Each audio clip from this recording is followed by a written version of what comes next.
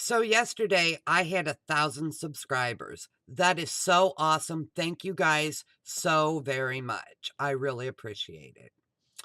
In today's video, we're going to talk about when the rules aren't the rules. There's a problem in the service dog community where handlers and trainers, they like to run around and proclaim at the top of their lungs, this is a rule, this is a rule, this is a rule. I've even heard some people, usually newer people that have picked this up, they will say this is an actual law. No, no, no. Today we're going to discuss some of these. So let's get started. Rule number 1, 4 on the floor. 4 on the floor.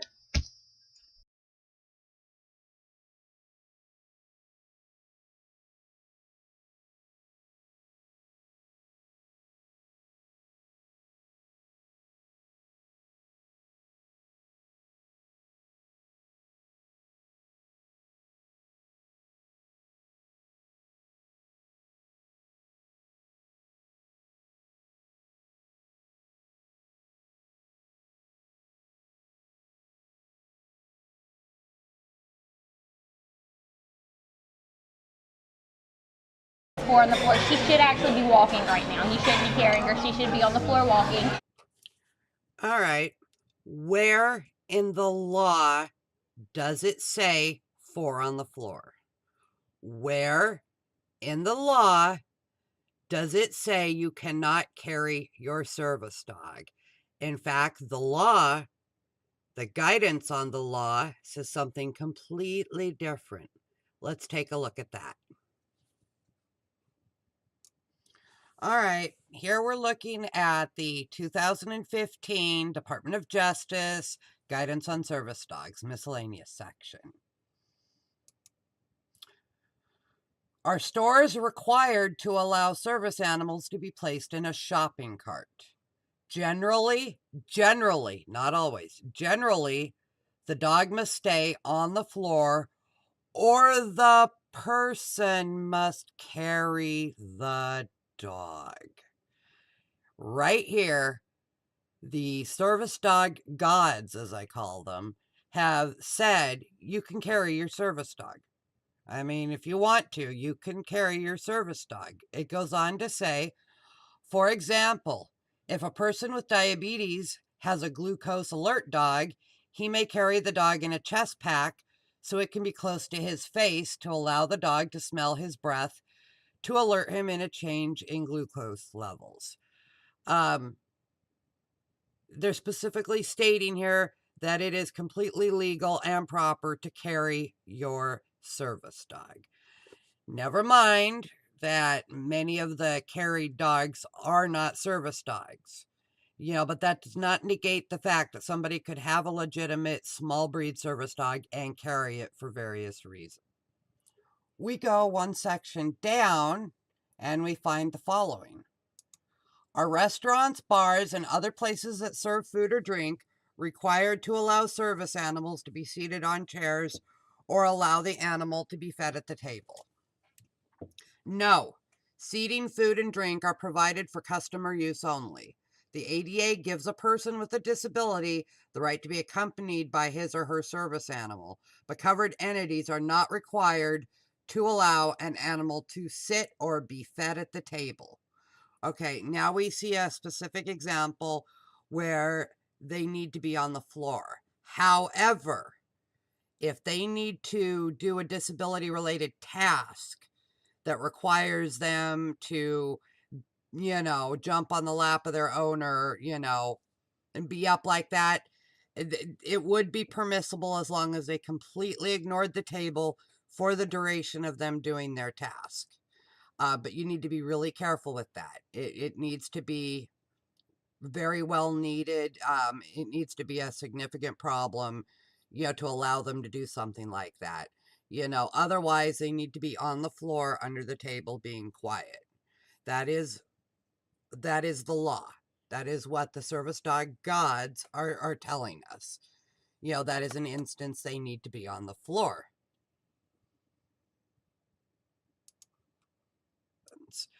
So here in the law, we find that's a rule that isn't a rule. It never was a rule. Please take note of this example of a very properly trained and excellently handled behavior in the lap at a dinner table. This would be permitted. So we're at Panera in Rock Hill, and I thought I would show you how a small service dog can sit on the lap underneath the table for eating. Now, I need a dog to provide deep pressure therapy to me while I'm sitting at the table eating. So with Ollie, I always had his head in my lap when we were eating. And Hestia weighs about as much as Ollie's head, so she works out nicely for sitting in my lap and calming me down as we're eating. I should also say that I started this training the very first day that I brought her home. Breakfast, lunch, and dinner, I sat at the table with her on my lap, just like this, under the table. I don't allow her to get up. I don't allow her to sniff food. She just has to keep her head and body underneath the table. Number 2, toy breed and very small dogs can't be service dogs. I see so many dogs just being able to be held around and carried through grocery stores. If a dog is being carried through a grocery store, there is no chance in this universe that that dog is a service dog, because the dog cannot perform any service to help the person with a disability. It's not a service dog. Well, never mind that that's like the pot calling the kettle black, considering the dog he's got with him. It's not a service dog. He's completely wrong. And let's take a look at that. And we're going to look for the answer for this again in the Department of Justice 2015 Guidance on Service Dogs. Under breeds, question 22. Can service animals be any breed of dog? Yes. The ADA does not restrict the type of dog breeds that can be service animals. The truth is that a little dog can do any task that doesn't require strength and brawn. My daughter's 10-pound service dog could lift things half his weight and drag them up onto the couch or lift them up to my daughter. If the task does not require a lot of brawn or height, a little service dog can be ideal for that, especially alert work, hearing work. Little dogs make the most excellent service dogs for that. So again, a rule that isn't a rule. There's one more thing that I want to hit on as an example. There's lots of things out there that, service dog handlers say to each other. I'm just giving some main examples here. There's lots of them. This one is prospect versus service dog in training. Now, how this goes is people scream for an extended period of time. It's a prospect. It's not a service dog in training. They'll even hammer other people over the head with it. It's BS. The minute you select a dog and say, I am going to train this dog for service work, it is a service dog in training. That can happen, when they're very young puppies. That's what happens with me. I'm very good at selecting dogs for service work. It can happen when the pup's an older pup. It can happen after the dog's a year old. But the fact of the matter remains, the minute you decide this is the dog that I'm going to train for service work, it is a service dog in training. It is not a prospect. Dogs are prospects when you go look at them, when you go to test them, when you're going, well, maybe it might be okay. That dog's a prospect. The minute you choose it specifically to train for service work, it ceases being a prospect. It's a service dog in training. And it just annoys the holy crap out of me. All it is a way for people to make themselves seem more important and more professional than they actually are. A way for them to hammer other people. Again, this rule thing. Stop it. Just stop it. Quit it. You know, it's a service dog in training the second you select it. Another rule that isn't a rule. So the moral of this story is essentially, don't believe just anybody when they tell you this is a law about service dogs. This is a rule about service dogs. Don't believe them. I've heard so many things from people that are supposed to be in the know. The minute somebody says this is a rule, this is a law, you turn around calmly and politely and go, can you please link me to the place in the law that says that? Of course, they can't and they won't. They may squall, they may holler, they may cast aspersions. It doesn't matter. You know, if it's not the law, it's not the law. Not that some of these guidelines, and that's what they are, some people consider them very important. Some people consider them less important. Not to say that these guidelines aren't important, some of them, but to run around and tell people they're a rule as if they are a law, or even say they're a law, that's being dishonest. And then often what happens is people start hammering others over the head with this rule that isn't a rule and give them the hardest time. No, You know, a guideline is a guideline is a guideline. We all want to be ethical. Would you two stop? We all want to be ethical. We all do, or most of us do. You know, but a guideline is a guideline. Go see what the law says. Then think about it. Think about what the ethical thing, you know, would be to do. And then do it. Do it. There's this problem in the online community.